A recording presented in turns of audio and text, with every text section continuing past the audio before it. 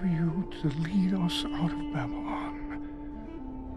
For I was just a boy when I came here. The generation which offended you has passed away. And now their children's children yearn to see a home they have never known. You have spoken through your prophet Jeremiah. When 70 years are completed for Babylon, I will come to you and fulfill my gracious promise and bring you back to this land. My heart grows with excitement that now that time has come.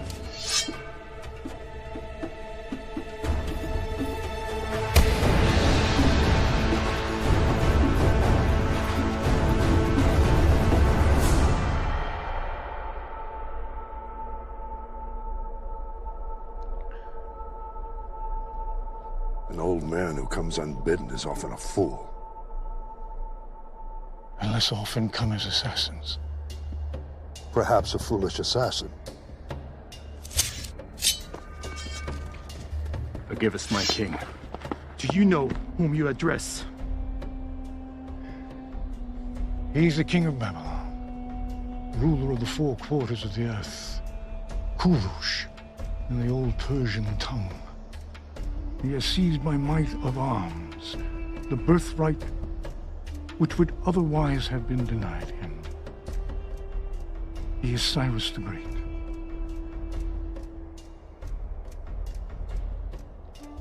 Leave us.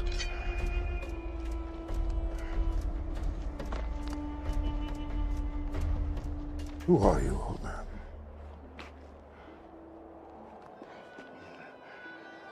I am Daniel, of the tribe of Benjamin, made captive nearly 70 years ago by Nebuchadnezzar. My king, I've heard of this man. He served Darius well after he captured the city in your name. It is said he spent a night in the lion's den. The beasts would not touch him. Is this true? It is. Oh. I know who you are now. Tell me why you're here. I seek to tell thee a story. A tale of four kings. One great, one foolish, one who has been deceived, and one who is destined to be regarded as wise for all the ages of the world to come. Stories from your imagination? No, king. For I will speak only the truth. And if you would not wish to hear it, you must bid me speak nothing. Come. You will give us entertainment while we eat. Please. Okay. My king, we're expected in Babylon this evening. The palace will be there in the morning. As you wish.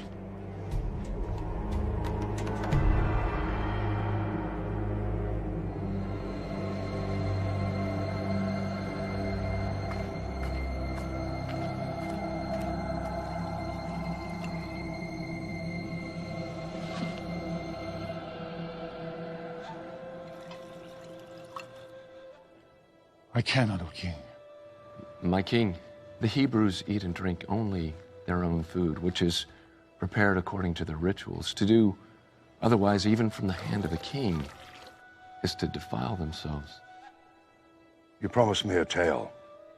Four, in fact. I delayed my journey to listen. I will hear them now. So be it, my lord. The first king I will speak of is Nebuchadnezzar, king of Babylon. When I was just a boy, He threw down the Assyrian Empire, my people's ancient nemesis. But the destruction of Israel's enemies brought us no relief, because in the 3rd year of Nebuchadnezzar's reign, he turned his gaze upon Jerusalem and besieged it. And the Lord delivered the king of Judea into his hand, along with all of his officers, nobles, and administrators.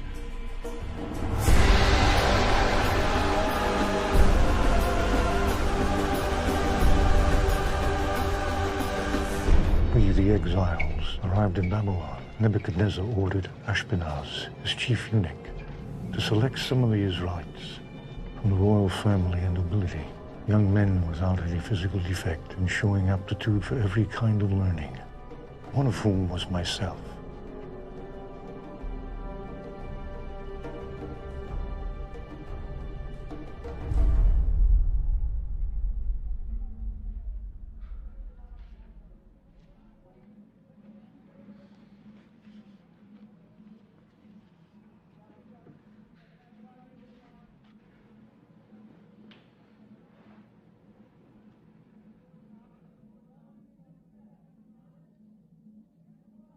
O Lord, Jerusalem has sinned greatly.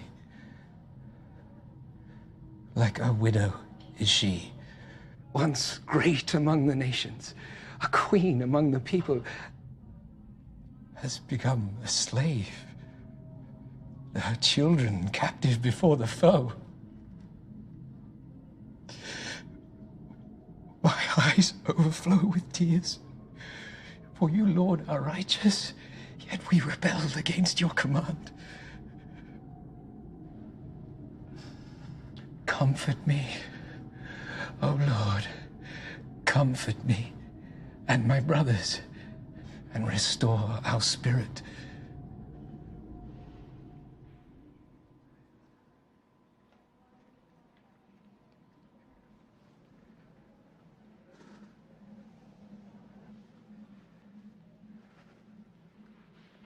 I miss Jerusalem. As do I. I fear that we shall never see her again. Have faith, my brothers. I have only begun my studies. But here, the prophet Jeremiah, son of Hilkiah, has written that we shall serve the king of Babylon for 70 years. 70 years is a long time. As punishment for our sins. And even if we were to survive it, we would be very old. Very old indeed. You are summoned for your meal.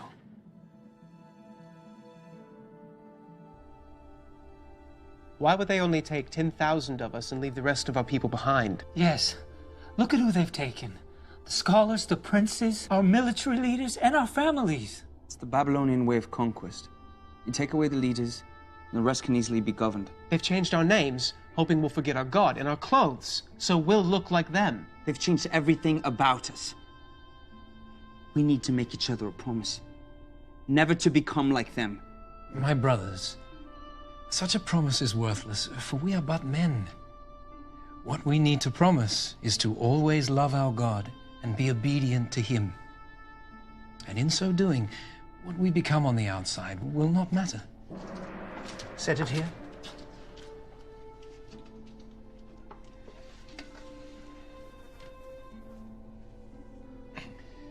Lord Steward, please allow me to ask, what is this meat? Where is it from? And how was it slaughtered? The cattle are from the king's herd. They are fattened along the river and strangled before the altars of Marduk before their flesh is carried to the kitchens. The swine are from the king's pens. They are fed on choice food. And it is rumored the king's executioner laces their feed with the entrails of his victims, so that the king's chosen may feast and grow strong on the flesh of his enemies. It is considered the greatest of delicacies. To some, perhaps, but not to us. We are forbidden to eat it. For the Almighty has commanded us, the pig is unclean. You are not to eat their meat or touch their carcasses. Nor can we eat anything sacrificed to gods other than our own. But the king cannot, he will not change the customs of his hall to fit your wishes. You must know this. And we will not ask him to. But you must eat. I have been charged with your well-being. If you are seen to be wasting away, I'm afraid of what my lord the king will do. He will have my head. And we would not wish it so. Therefore, put your servants to the test. For 10 days, give us nothing but vegetables to eat and water to drink. Then compare our appearance to that of the other young men who eat the royal food.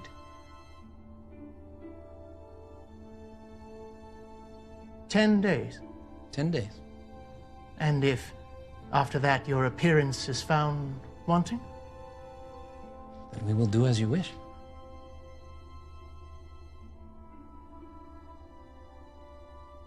Your request was polite. I'm rather surprised it was honored. I have no doubt the Lord favorably disposed his heart to hear our request. By the end of 10 days, my companions and I looked healthier and better nourished than the young men who ate the royal food. And so the chief eunuch allowed us to continue refusing the wine and choice fare. And we remained undefiled. The period of our instruction went by quickly.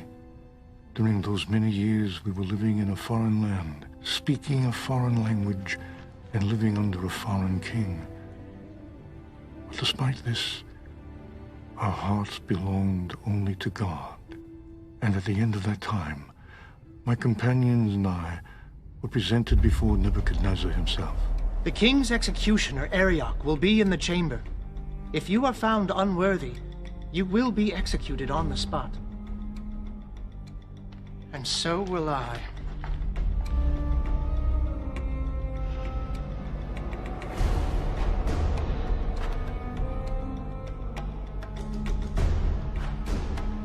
Lord King, I present you the princes of Judah, preserved by the right hand of your mercy and tutored by the left hand of your wisdom. They are come before you now for judgment as to their training. They are Belteshazzar, Shadrach, Meshach, and Abednego. Who am I? You are Nebuchadnezzar, son and heir of Nabopolassar, king of Babylon. You have destroyed Nineveh the mighty, seat of Assyria, and taken from her hand the scepter of nations. You are the commander of commanders, and king of kings, from the rising of the sun unto its setting in the western sea. And beneath heaven there is none more powerful than thee.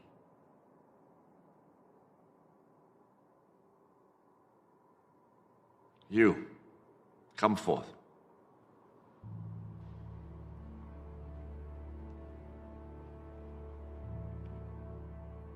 Why should I allow you, sons of my former enemies, to serve in my court?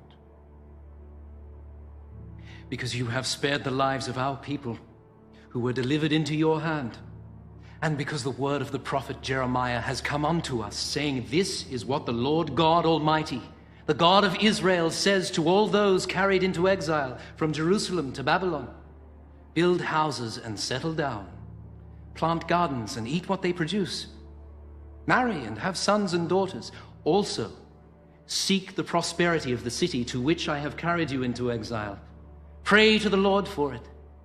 For if it prospers, you too will prosper. This is good. So now even your God commands you to serve me. I have no need of lapdogs. Would you dare to tell me the truth, even if you knew it would displease me? Lord King, it must be so. I will speak only the truth. And when you would not hear it, you must ask me nothing.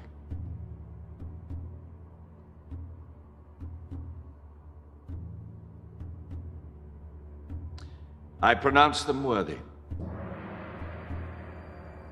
Have their names be written in the book of the wise.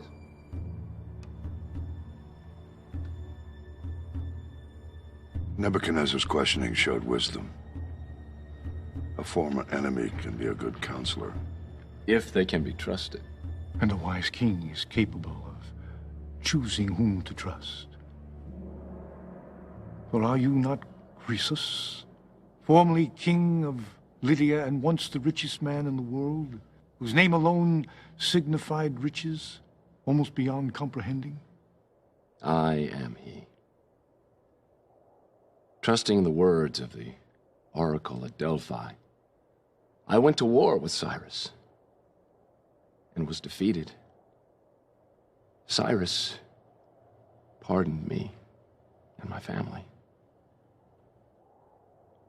I am eternally grateful. Worthy counsel is rare indeed, as Nebuchadnezzar came to learn. At a time when his Babylonian counselors, his magi, sorcerers, diviners, magicians, and astrologers were unable to help him. No! What is it, my king? Summon my counselors. The enchanters, the sorcerers, or the astrologers? All of them!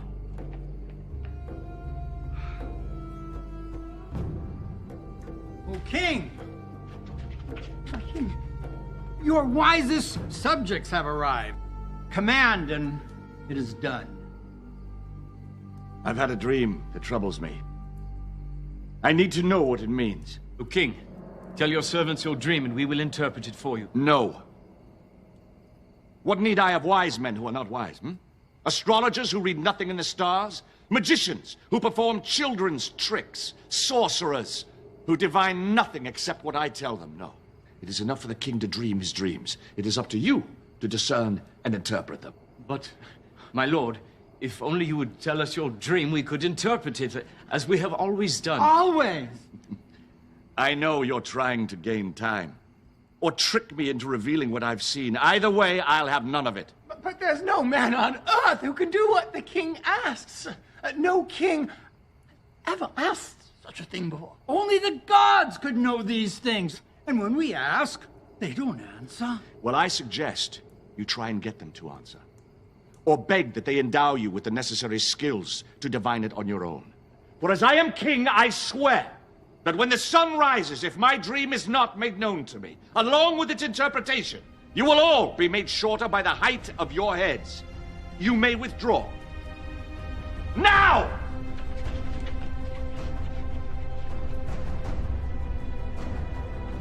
Lord Ashpenaz, is it true? It is. Why has the king issued such a harsh decree? Why don't you come along with me and ask him yourself?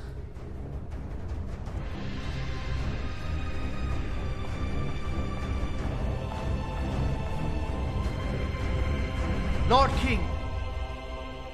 What? Belteshazzar requests an audience. Speak. O king, live forever. I have heard your decree, and I understand that I shall fall beneath the blade if your dream is not made known and interpreted. I ask only for more time, that I might withdraw for a while, my friends and I, to pray to our God, and see if he might not make the dream known to us. The time is fixed and cannot be altered. Sentence is to be carried out at sunrise. You may withdraw. So long as you return at dawn, as your fate and that of the others is one and the same. And when you return, be sure to bring your companions with you. Shall I send guards along, my king? No. No, if he says he'll pray, not flee. That much, at least, I'm sure. Even if we were to flee the city, the whole world would have been against us. Not that it mattered. I had given my word and intended to keep it. I would pray and hope that the answer came. Prepare to bind the prisoners. Once the sun rises, there can be no delay. Bring forth the counselors!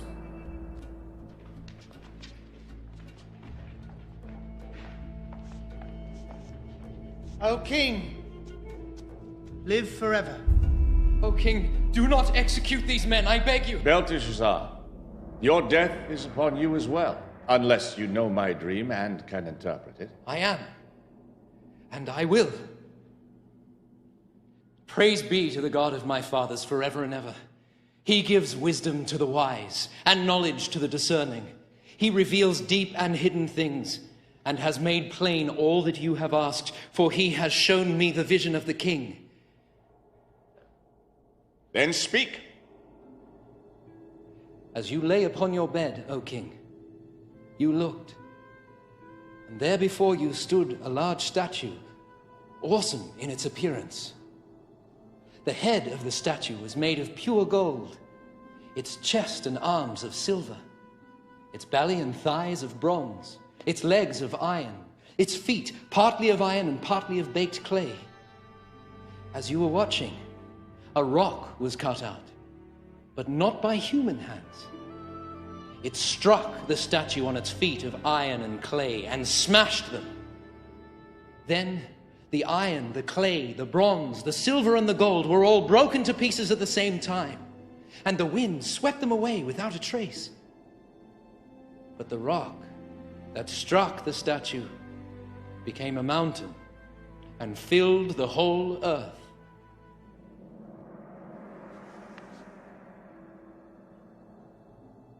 You have done what I was told was impossible. This mystery has been revealed to me not because I am wiser than other men, but because God wishes you to understand the meaning of your dream.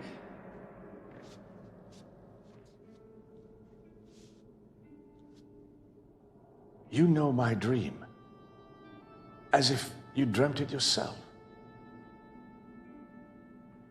What does it mean? You, O king, are the King of kings.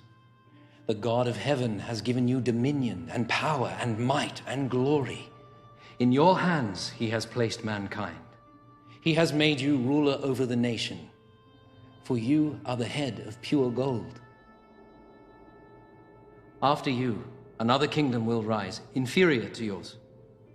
Next, a third kingdom, one of bronze, will rule over the whole earth. Finally, there will be a fourth kingdom, strong as iron, for iron breaks and smashes things to pieces. But just as you saw that the feet and toes were partly of baked clay and partly of iron, so this people will be a mixture and not remain united any more than iron mixes with clay. And in the time of those kings, the God of heaven will set up a kingdom that will never be destroyed. It will crush those kingdoms and bring them to an end, but will itself endure forever. The Almighty has shown the king what will take place in the future. The dream is true, and the interpretation is trustworthy. I am the head of gold? Yes, O king, you are the head of pure gold. Surely your God is the God of gods, the ruler of kings and the revealer of mysteries. Let this man be paid honor and present him with incense.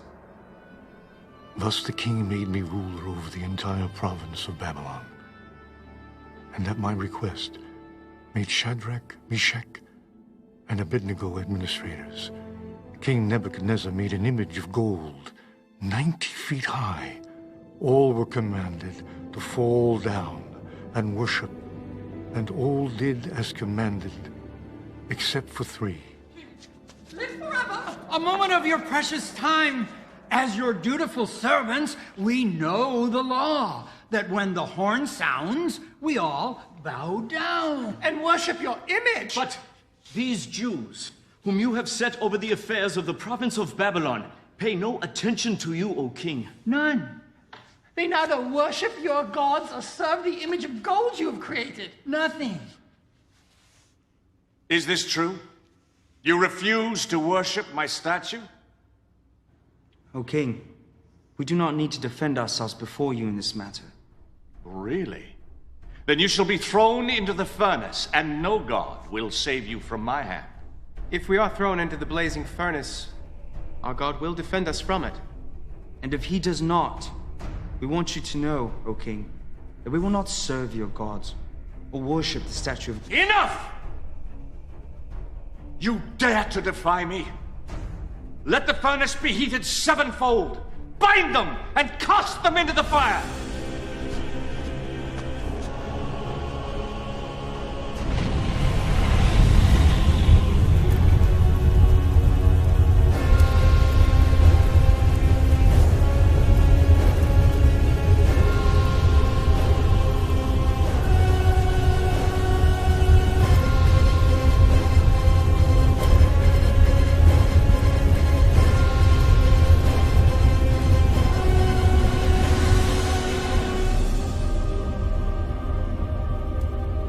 There were 3 thrown into the fire. Certainly, O king. But now I see 4. And the fourth looks like an angel of the gods. The fire has not harmed your bodies. Not a hair is singed. Your robes, there's not even the smell of the fire on you.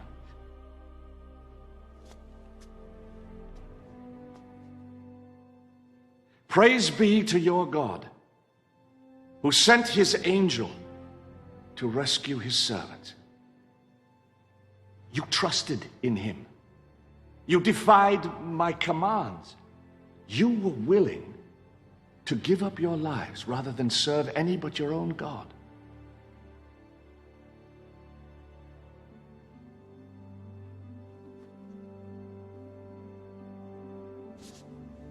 Therefore, I decree, any who speaks ill of the God of Shadrach, Meshach, Abednego will be cut into little pieces and his house turned to rubble. For no other God can save in this way. And for a time all was well, until Nebuchadnezzar's sleep was troubled yet by another dream.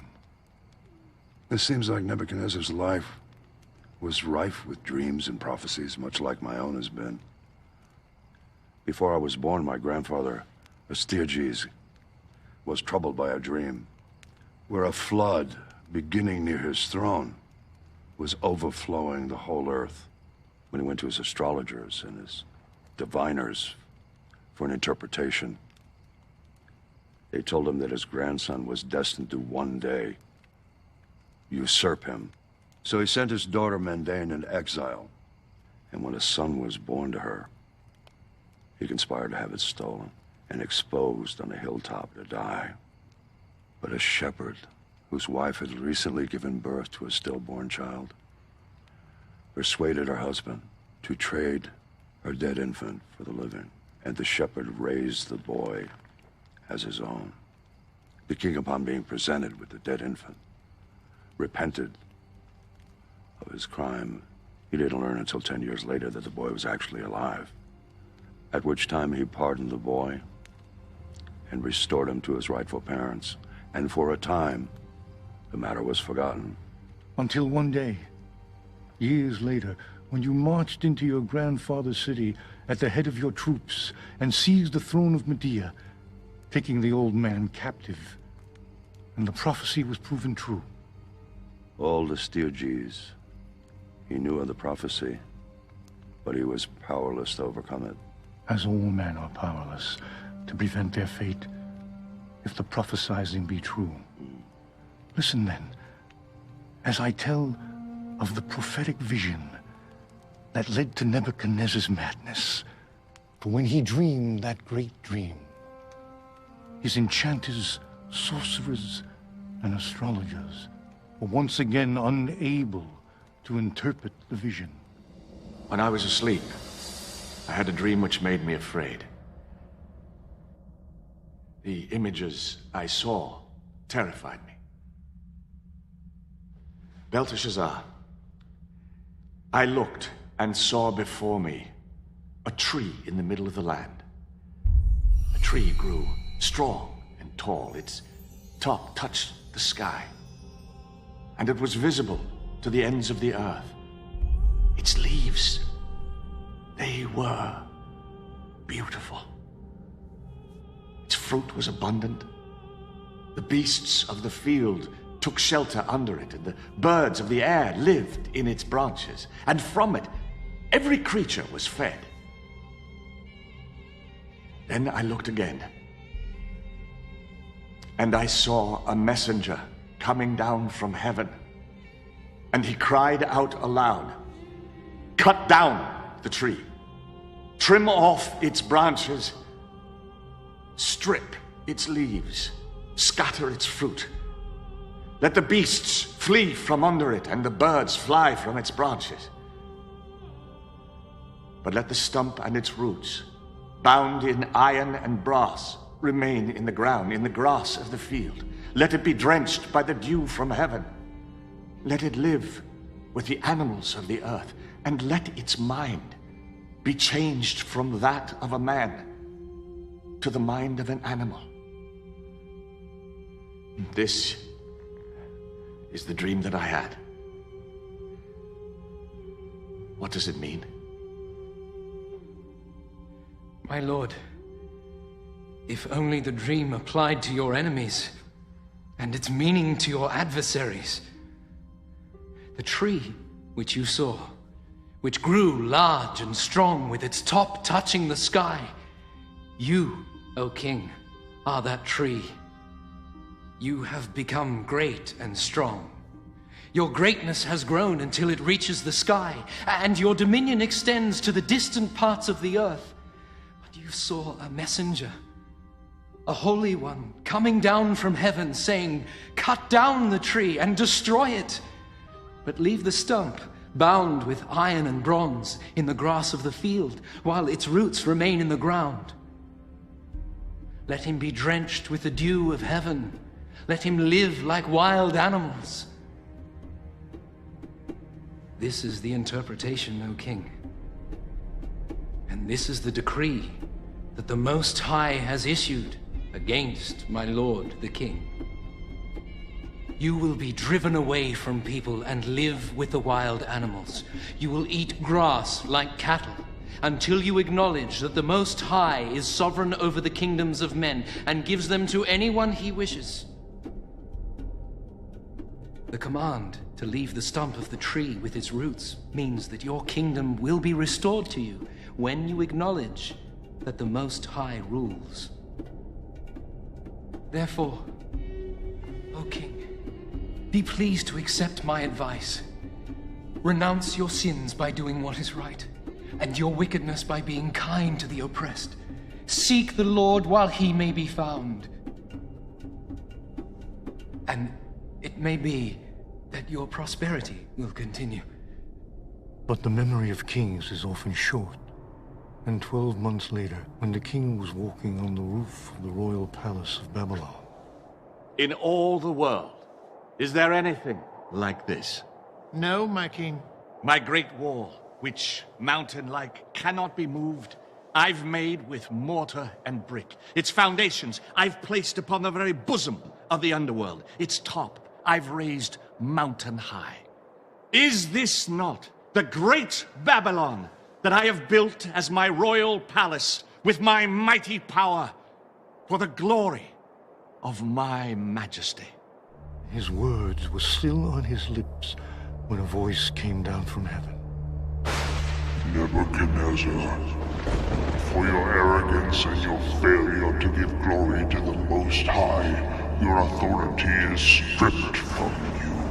Go now from this kingdom which you claim. Your mind shall be reduced to that of an animal, and you will wander the land until you acknowledge the glory of God as above your own. Immediately what had been said about Nebuchadnezzar was fulfilled.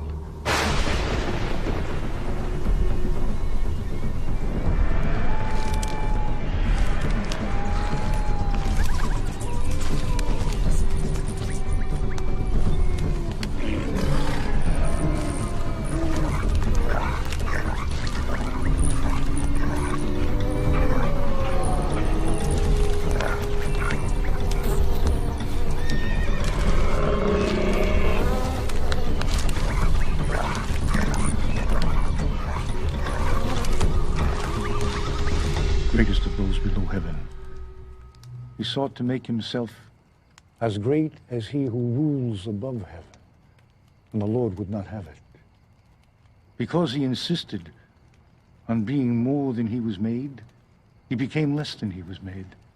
Because he aspired to be more than a man, he became less than a man. He became like the wild beasts.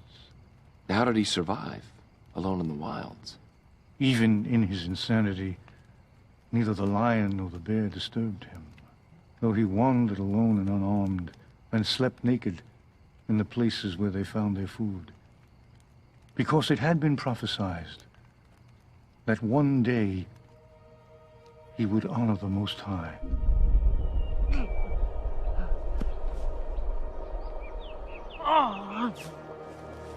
For 7 years he ranged the wild lands of Babylon. But it was not until the full time of his exile was completed that he turned his eyes toward heaven and declared, Praise be to the Most High.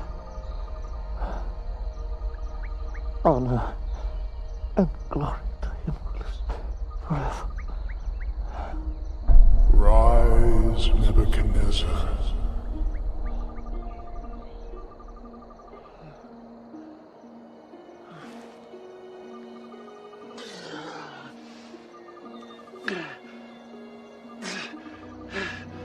For his dominion is an eternal dominion.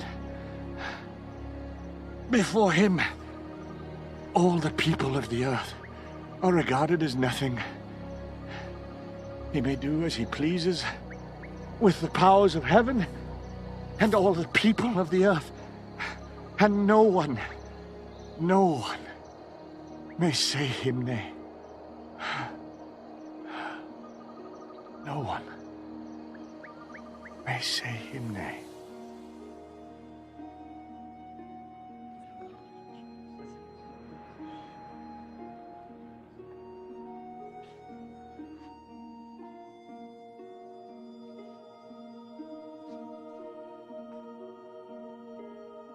Beware your place, for I am not as I was.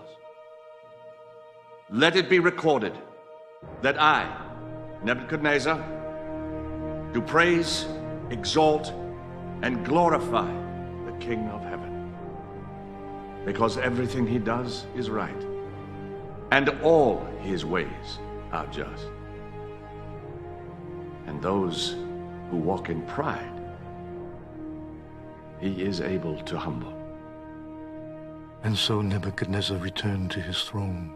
But eventually he was gathered to his fathers, and a series of new kings came to the throne, none lasting more than a short time. You're about to tell about the downfall of Babylon, are you not? I am. Well, at last we come to the part of the tale where I have some knowledge to share. For though I had conquered from east to west, Babylon was the last to resist me, and I dreaded its siege.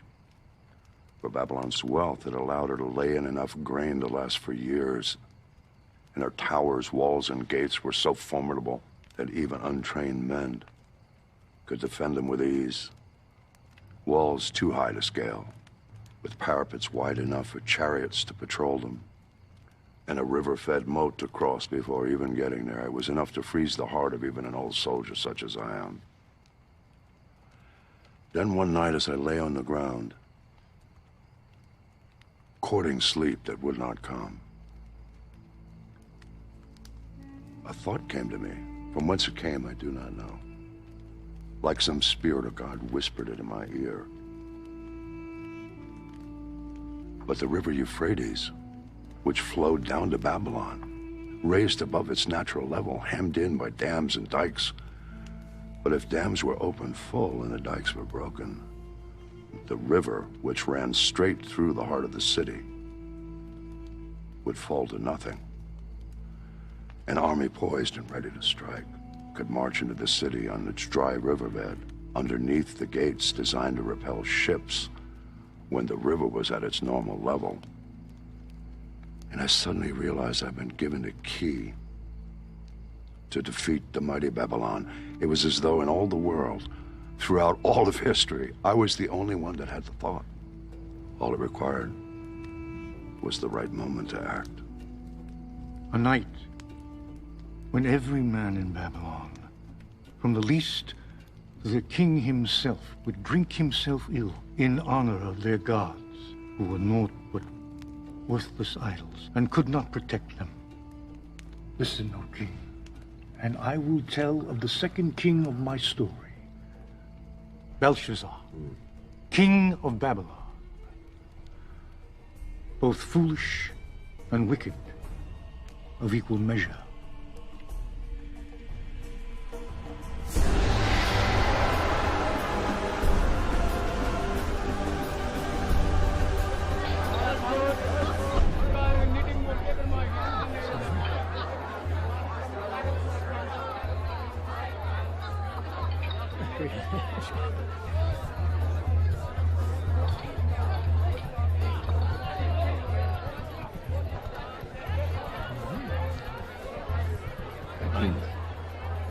Enough!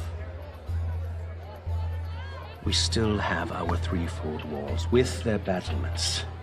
And within our granaries we have grain enough to endure a siege of 10 years. Our watchmen have seen the Persians digging, my lord. They seem quite concerned about this, my king. Yes, yes, they will look to build a siege ramp against the city. But first, they must build a causeway across the moat. That alone will take months. In the meantime, let us feast and toast Marduk, the patron god of Babylon. Marduk!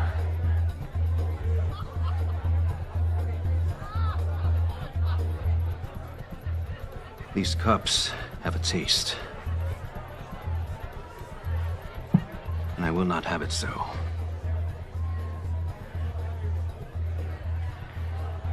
Bring me the golden vessels from the temple of Jerusalem. But my king, is it wise to use the vessels? My king, these cups are considered sacred. Are they not, my king? Perhaps in Jerusalem! By that pathetic desert deity of Judah. But here they are spoiled for our gods. And they would have me use them as I see fit. Bring them!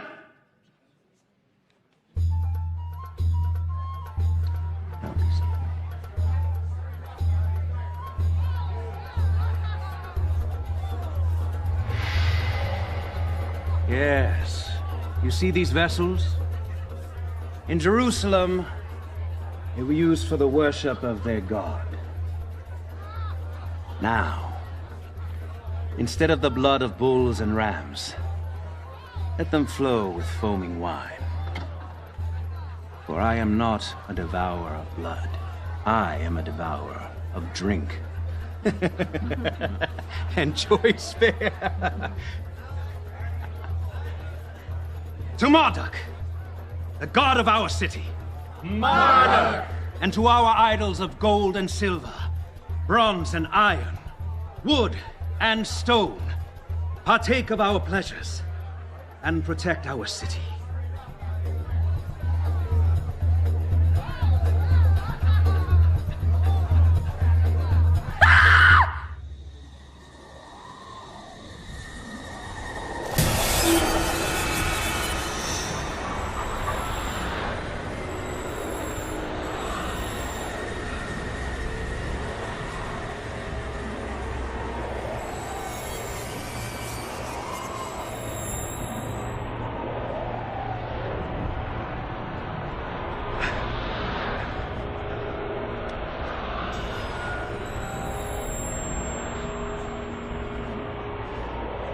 Whoever reads this and tells me what it means shall be clothed in purple and have a gold chain placed around his neck and be made third highest ruler in the kingdom.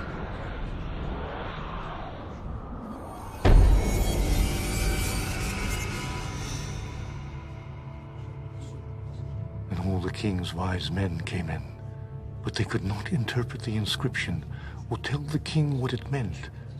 So Belshazzar became even more terrified. A Judean once told Nebuchadnezzar, your forefather, of his dreams. He succeeded when everyone else had failed. This man, Daniel, whom the king called Belteshazzar, he could tell you what this writing means. Does he still live? He does. Bring him to me quickly, but do not harm him. We shall soon learn if this Hebrew can do as you say.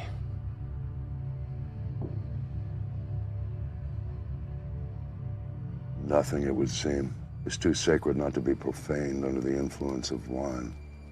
Nothing.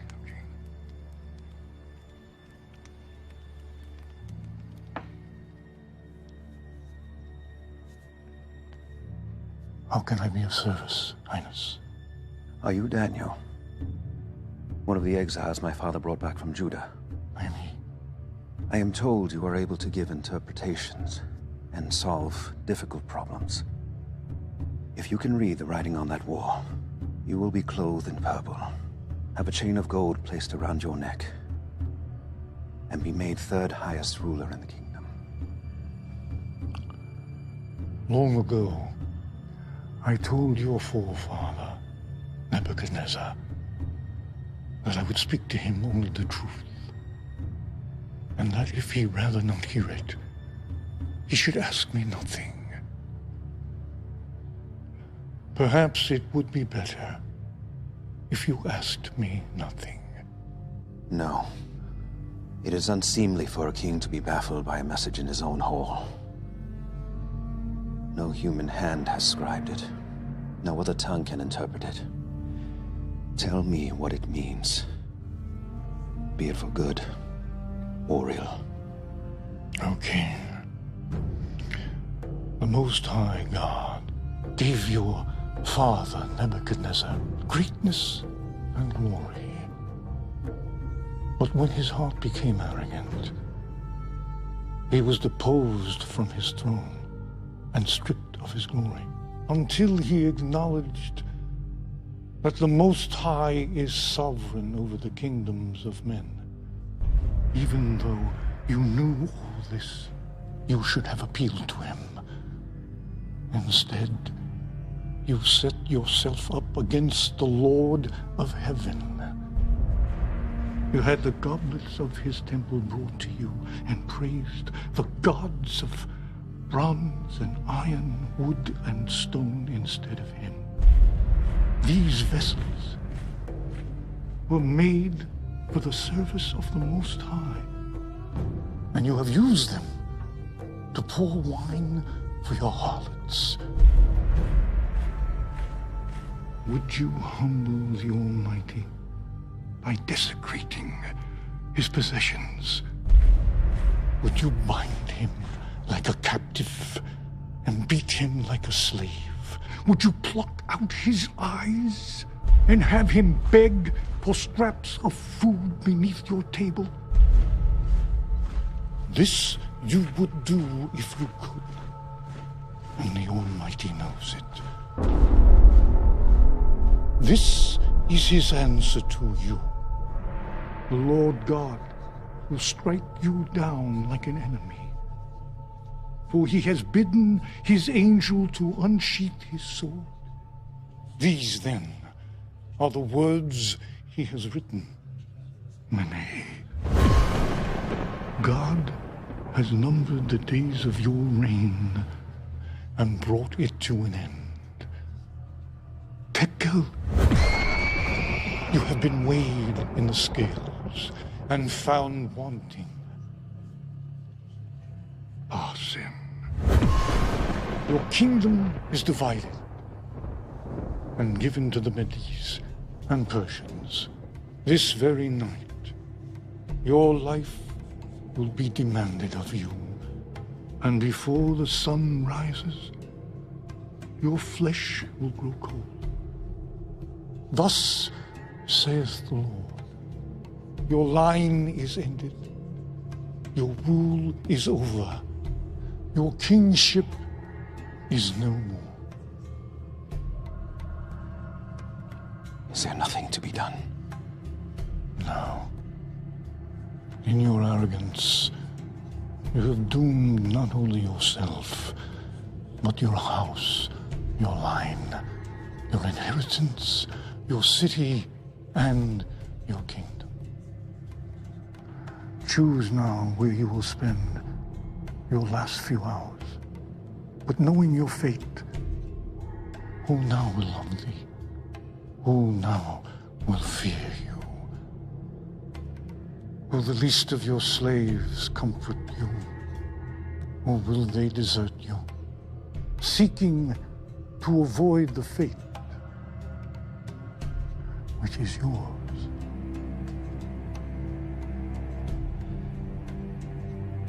Let it be as I have commanded.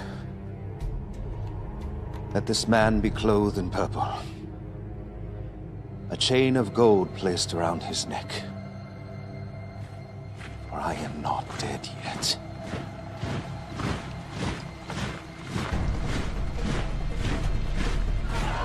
All hail King Darius!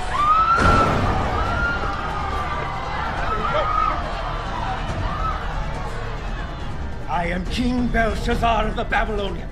Unharm me! Surrender or die! Never!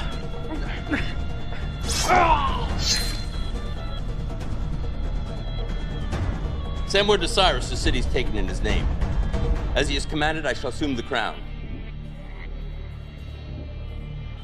Do you know who stands before you?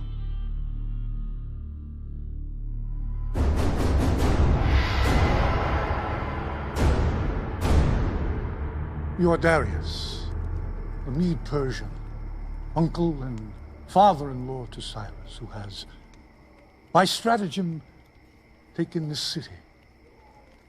By right of conquest, you are now her king. Yes. And you're an official of Babylon. Why should I not kill you? It is true I served Babylon in the days of Nebuchadnezzar, whom I served truly and well. But her latter kings I did not serve until tonight. How is this possible? It is a reward for letting Belshazzar know that you were about to take the city. Who told you? Have we a traitor in our ranks? It was revealed to me by my God, who sent his angel to scribe the writing on that wall. It is true. He read the inscription and revealed the message. He told the king that he would die this very night. Though brought here as an exile in my youth, by birth I am a Hebrew, from the kingdom of Judea, and I serve the God of my forefathers. The Most High reveals to me what he sees fit. Am I to believe your God revealed my coming to you? If I was to lie, would this be the lie I would choose? Who else could have revealed your deepest secret and known ahead of time that you would succeed, or known with certainty that you would slay Belshazzar? And how could you have done so if the Lord had not decreed it?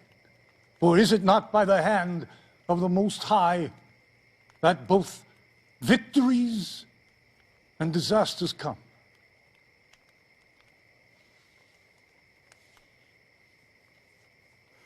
I would have you put this gift of divination at my service. Yet how do I know I could trust you, Hebrew? I will speak to you honestly, my king. And when you would not hear the truth, you must ask me nothing. So be it. I see by your insignia you were made third in all of Babylon. That is not the Persian way. For below me I have 3 administrators, all of equal rank. Yet I shall name you one of the 3.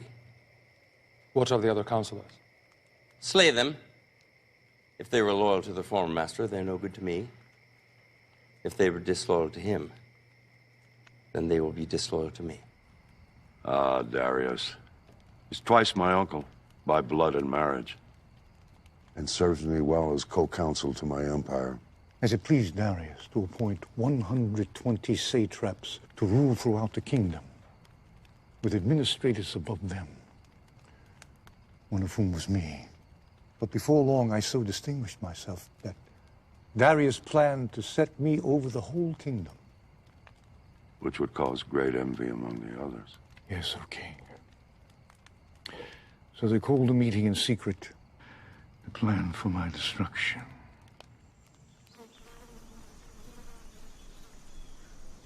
Are we safe? Did anyone see you? No. Why are we meeting so far from the city? Do you think it would be wise for this meeting to be overheard by anyone? Are you sure you weren't followed?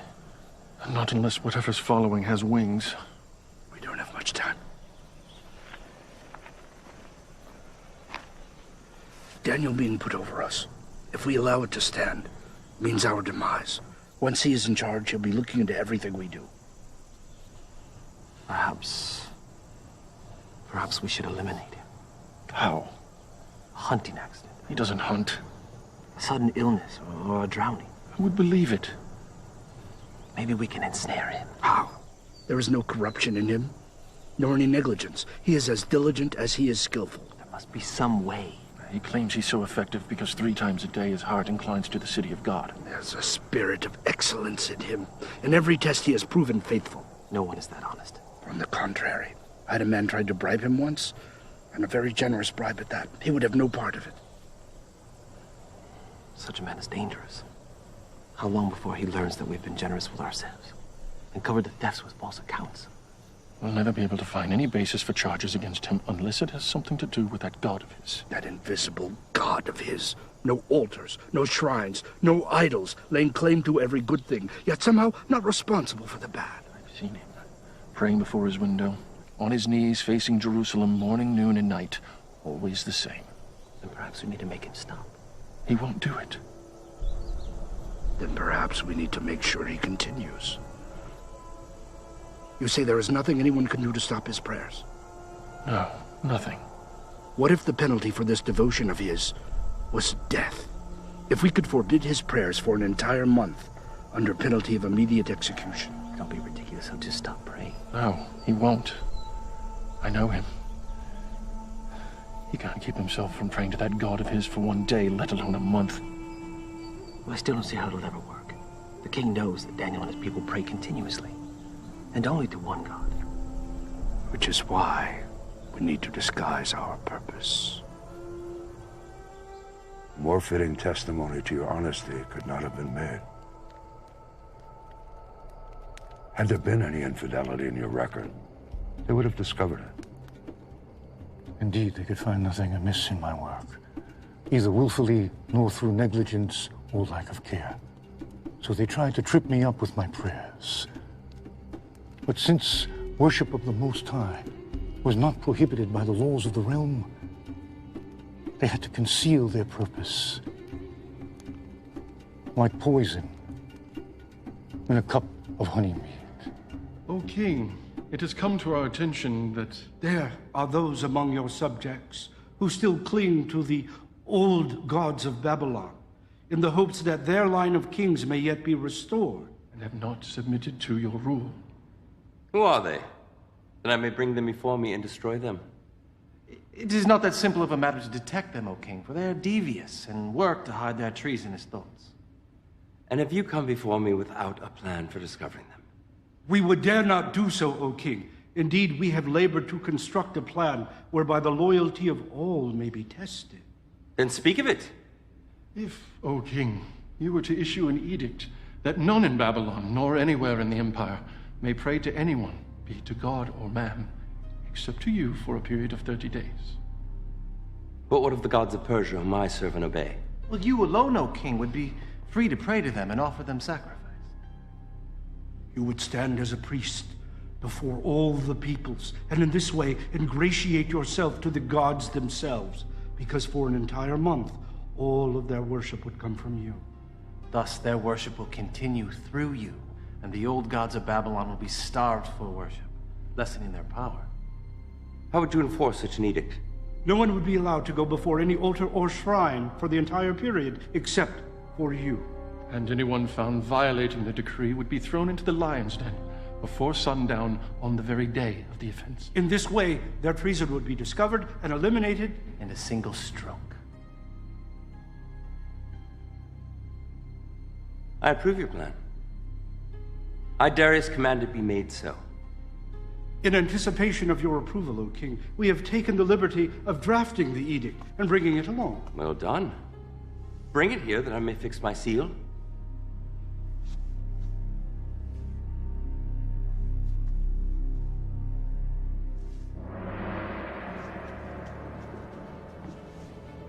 Let all the world hear and obey.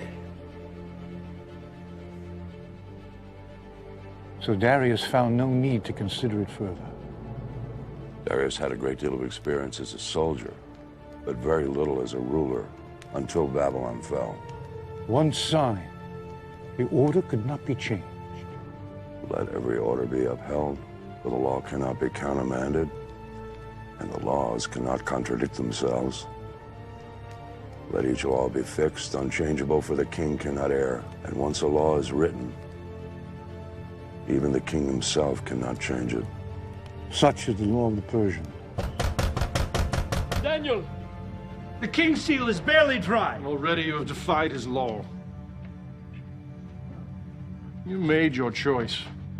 You chose your God over your king. Take him away!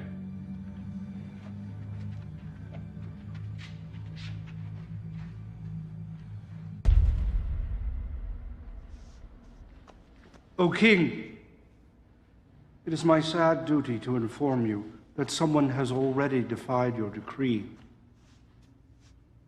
Bring him to me. Bring forth the prisoner!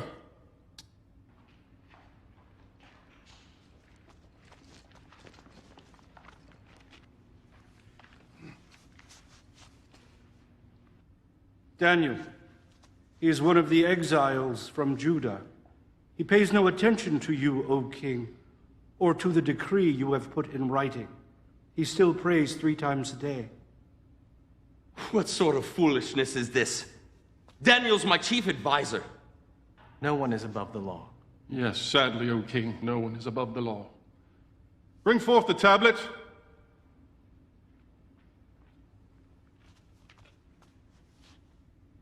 Is this not the edict from the king, signed with your own seal? Let it be known that for the next 30 days, anyone who prays to any god or man other than Darius the king shall be thrown into the lion's den on the same day the offense is discovered. By my hand and seal, Darius the king, ruler of the Medes and Persians.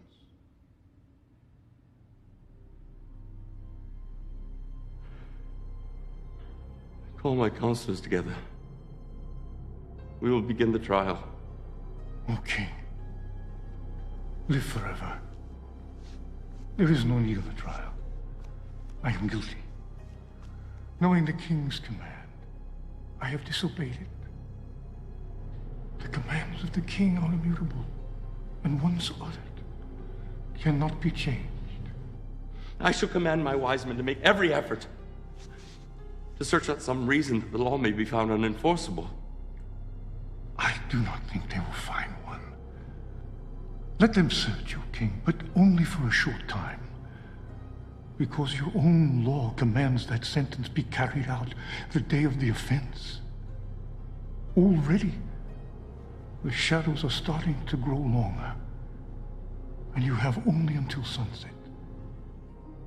Darius was angry with himself for allowing himself to be fooled, seeing that their purpose was not for his honor and glory, but rather for my destruction. And so Darius had the law book searched to discover if there might be some legal way to spare my life.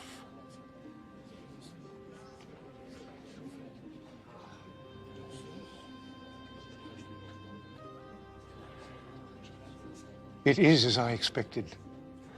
Why didn't I consult you before passing that accursed law? Now I'm forced to abide by my own decree.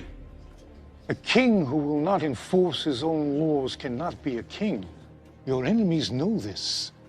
and use it to their advantage. Do not grieve, O king. The Most High does not want you to deliver me. If he grants me deliverance, it will be by his own hand, not yours. It is a privilege he reserves unto himself.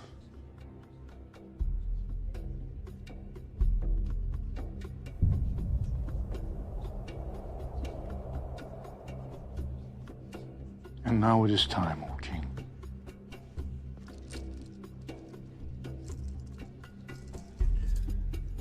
That I may not break your laws a second time. I will walk with you, Daniel. One last time. As you wish, O king. For those who have schemed to bring about my death, I will say only this. My forefather Abraham came from this land, and the Most High said unto him, I will make you into a great nation. I will bless those who bless you, and whoever curses you, I will curse. They have surely cursed me, and may yet live to reap the fruits of that curse.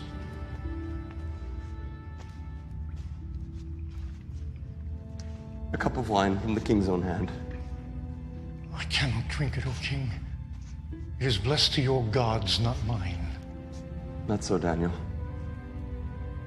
I have gone to your people and asked for wine which was blessed by them. From the cup I have poured no libation. One last gesture of friendship. My king.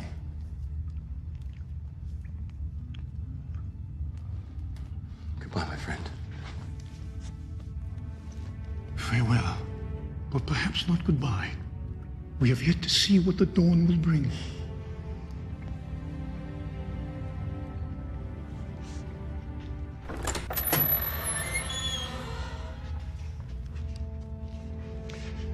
Hear, O Israel, Lord our God.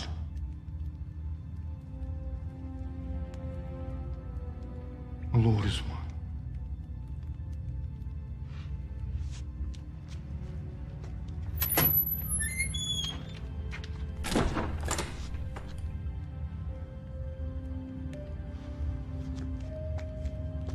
He is angry with us. It will fade. By tomorrow morning, Daniel will be a distant memory, and the king will need us again.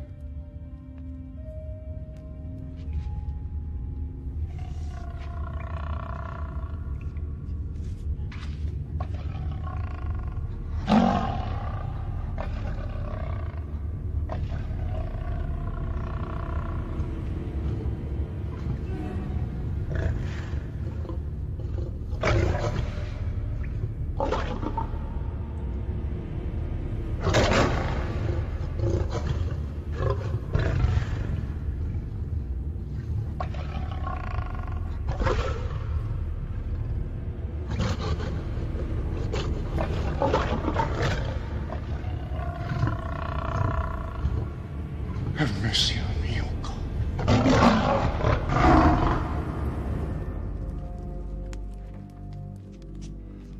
God. No, take it away. All of it. Tonight I honor Daniel in silence, with fasting. Now leave me!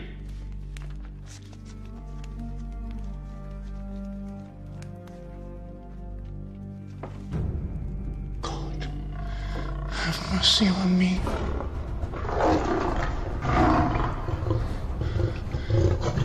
In you my soul takes refuge. I am in the midst of lions, surrounded by ravenous beasts, whose teeth are spears, whose tongues are sharp as swords. I call upon your name, O Lord. From the depths of the pit, hear my plea. Come near. You say, do not fear. O Lord, take up my case. redeem my life.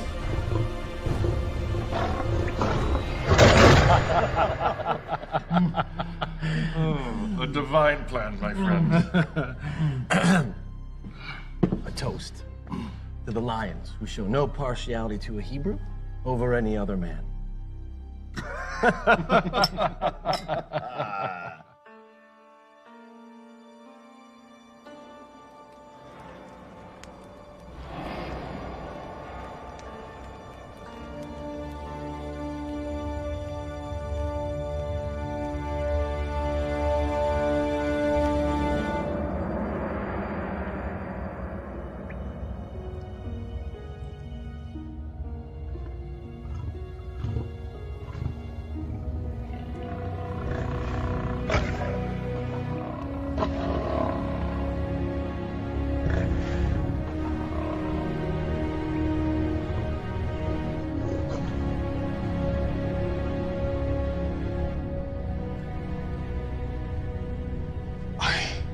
Extol the Lord at all times. His praise be ever on my lips. But those who seek the Lord will lack for no good thing. A righteous man may have many troubles, but the Lord rescues him from them all.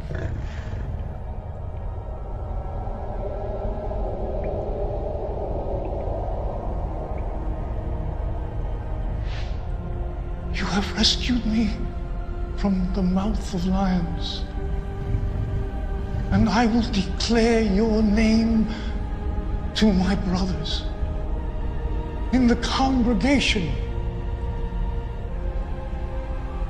I will praise you. Out of my way, Daniel, servant of the living God. Has your God been able to save you?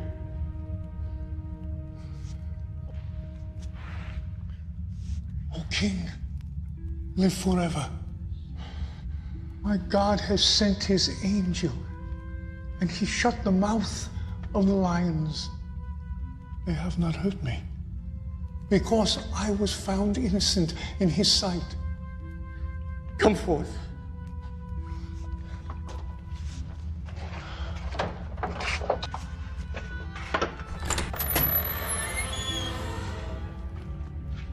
Behold, there is no sign of wound on him, for he has trusted in his God. Surely your God is above all men, for while you were in the lion's den, you were in his hand. How much must the man pay if he steals another man's treasure? With his hands, perhaps. But what if that man who is robbed is the king, and the treasure is prized possession? Is there any penalty less than death which will do? If so, speak now and let me consider it. But, O King, he is a Hebrew. Why should you put such trust in him? This Hebrew is the greatest treasure I possess. He speaks to his God, and more importantly, his God speaks to him. You have deceived me as to your purpose. You fashioned my own words as a snare about my feet, knowing my edict could not be reversed. But the living God, the God of Daniel, has delivered him out of my hand. For 6 days they have hungered, but today they shall feed. No, no, no, no, no, no, please!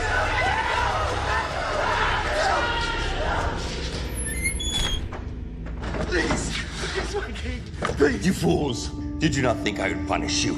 No, my king.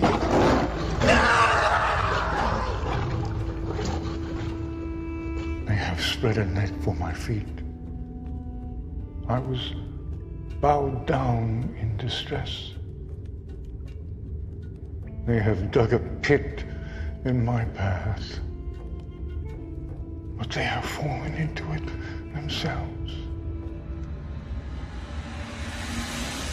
I, Darius, issue a decree that in every part of my kingdom people must fear and reverence the God of Daniel.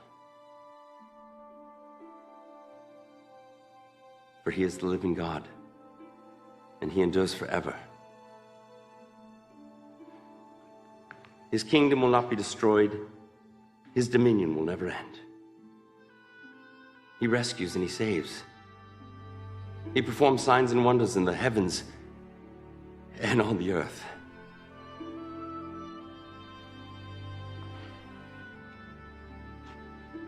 He has rescued Daniel from the power of the lions.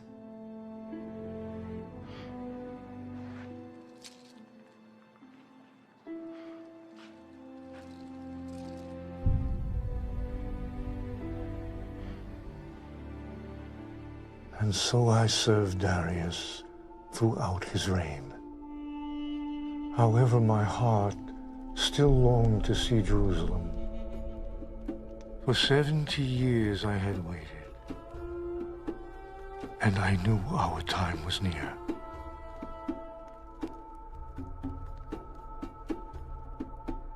Lord,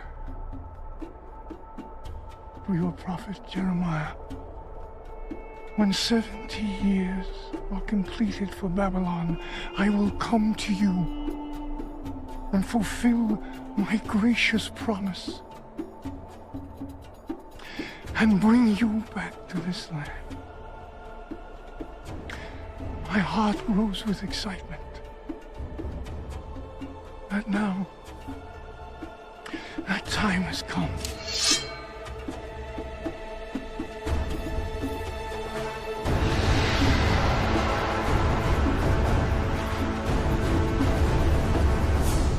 And so your journey has led you here.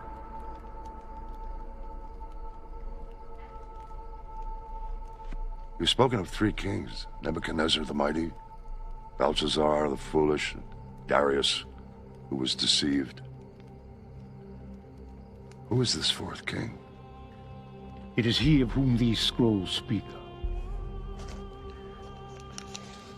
It is one chosen by the Most High to perform great and mighty deeds. Before he was ever knitted in his mother's womb. Hear then, O king, the words which were written more than 150 years ago. For these are the words of the prophet Isaiah, son of Amos. From the east, I summon a ravenous bird of prey from a far-off land to fulfill my purpose. What I have said, I will bring about. What I have planned, that will I do. A bird of prey. The Lord's chosen will carry out his purpose against Babylon. His arm will be against the Babylonians. He pursues them unscathed by a path he has not traveled before. True. I've never saw the regions of the Euphrates or further westward until I came in conquest. And yet you chased your enemies uninjured. They had no power to rally. You were not led into ambush. And you were safe as far as you chose to pursue them, were you not? It's true. This is what the Lord says to his anointed. Cyrus, whose right hand I take hold of. Cyrus? It mentions me by name? It does. To Cyrus, whose right hand I take hold of, to subdue nations before him and to strip kings of their armor, to open doors before him so that gates will not be shut. I will go before you and will level the mountains. I will break down gates of bronze and cut through bars of iron. I will give you the treasures of darkness, riches stored in secret places, so that you may know that I am the Lord, God of Israel, who summons you by name. And when you captured Babylon, their treasures were the richest in the world. Were they not?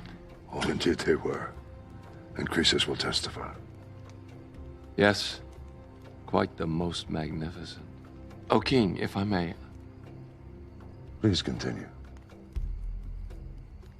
Cyrus, for the sake of Jacob, my servant, of Israel, my chosen, I summon you by name and give you a place of honor. Though you do not acknowledge me, I am the Lord. I will strengthen you, though you have not acknowledged me, so that from the rising of the sun to the place of its setting, men may know there is none beside me. I am the Lord. There is no other. And do you understand that the Most High has the power to raise up kings and to throw them down? Yes, I do. I profess it. And that you, O king, like a polished arrow, hidden in the quiver of the Almighty, carefully preserved for its day of use. Yes. How is to explain my unlikely birth, or my survival, or successes? How else might it be explained? All my life, I had always thought of myself as favored by my gods. Is it possible that I've been favored by yours? You have answered your own question, O king. For nearly 2 centuries, the message in this scroll has awaited your coming. This is what the Lord says. I am the Lord, who has made all things, who alone stretched out the heavens, who spread out the earth by myself, who foils the signs of false prophets and makes fools of diviners, who overthrows the learning of the wise and turns it into nonsense, who says of Jerusalem, it shall be inhabited. Of the towns of Judea, they shall be built, and of their ruins I will restore them. Who says of Cyrus, he is my shepherd, and I will accomplish all that I please. He will say of Jerusalem, let it be rebuilt, and of the temple, let its foundation be laid. He even calls me a shepherd. I who was saved by a shepherd's hand. And I was raised in a shepherd's house. It's I who refer to myself as a shepherd of my people. Who else could have known this? The power of God or his prophet? 70 years are over, my king. 70 years since I was taken from the land of my birth. Babylon has been punished. You have punished her. Only one thing remains. For you to free her. O king, the words of the scrolls are in a tongue foreign to us. Should we not at least confirm them? No. Old friend, have you heard nothing? Do you not recognize the truth when you hear it? Or do you suppose this Daniel has spent a lifetime arranging events in the hopes of one day deceiving me? Your God has called me a shepherd, and so to your people I shall be, to rescue them from wolves and tyrants, to gather them gently, and to relieve them from bondage, and provide for their return. And so say I, Cyrus, king of the Persians, let Jerusalem be rebuilt. The Lord God of heaven has given me all the kingdoms of the earth, and has appointed for me to build a temple in Jerusalem, in Judea. Any one of his people among you, may his God be with you. Let him go to Jerusalem in Judea and build a temple of the Lord, the God of Israel. In all my years, I had never known envy. But that day, I came closer to tasting it than I ever have. for I would never see the temple I so yearned to see. However, my heart was joyous as my brothers and sisters departed on their journey home, while I remained in Babylon, awaiting the day when I too would be gathered to my ancestors. And remember me also, O Lord, and show mercy, according to your great love,